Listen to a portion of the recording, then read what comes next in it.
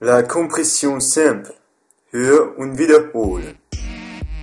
La compression comprimée.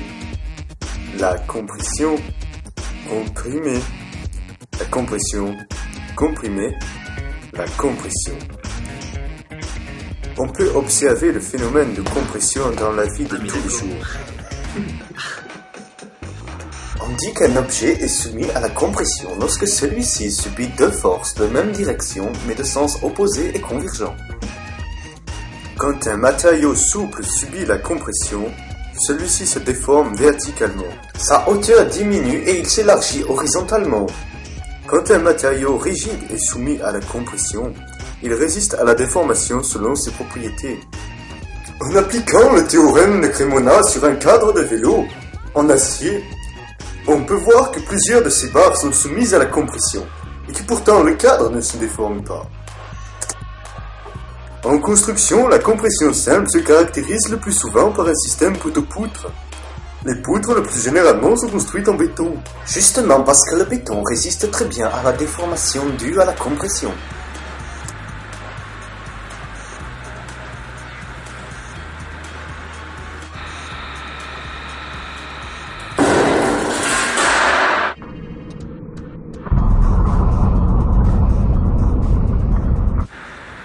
Le béton est connu pour sa résistance à la compression.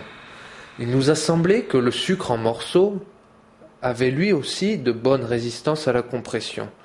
Nous avons voulu le savoir en cherchant quelle est la contrainte maximale à laquelle peut résister le sucre. Pour ce faire, nous avons pris 8 sucres servant d'éprouvette. L'aire de cette éprouvette est de 1632 mm². À cette éprouvette, nous avons appliqué une force de 700 newtons.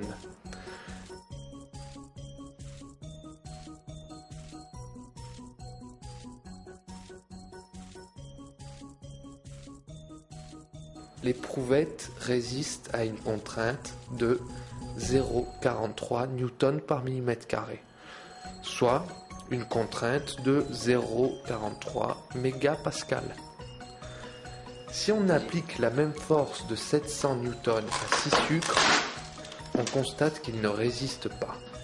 Le sucre rompt pour une contrainte de 0,57 mégapascal. On peut donc considérer que la contrainte de rupture du sucre est de l'ordre de 0,50 mégapascal. Le béton a lui une contrainte de rupture allant de 25 à 100 mégapascal.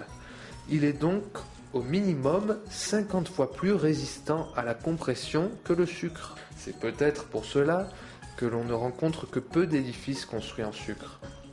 La prochaine fois, nous nous attacherons à démontrer que la maison en pain d'épices d'Hansel et Gretel est une aberration constructive.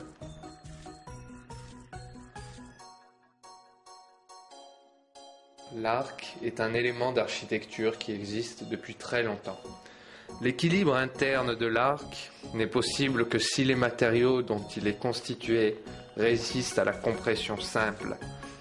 Voyons le bilan des forces qui s'appliquent au voussoir d'une arche en sucre. Il y a 1. L'action répartie de la partie A de l'arc sur le voussoir. 2. Le poids propre du voussoir. 3. Il y a aussi l'action de la partie B de l'arc qui pousse sur le voussoir. Les forces 1 et 3 compriment le voussoir. Le voussoir est soumis à la compression simple. Cependant, la résultante de ces deux forces n'est pas équilibrée avec le poids. Pour que le voussoir soit dans un état d'équilibre, il faut ajouter une 4e force qui correspond au frottement des voussoirs entre eux. Mais ceci n'est pas notre sujet. Allez, pour finir, une belle voûte en pierre créée par l'artiste Andy Golvorsi. Ici, comme avec des morceaux de sucre, Andy Golvorsi ne se sert uniquement que de blocs sans mortier, autobloquants et autostables, dans une logique et une démarche puriste.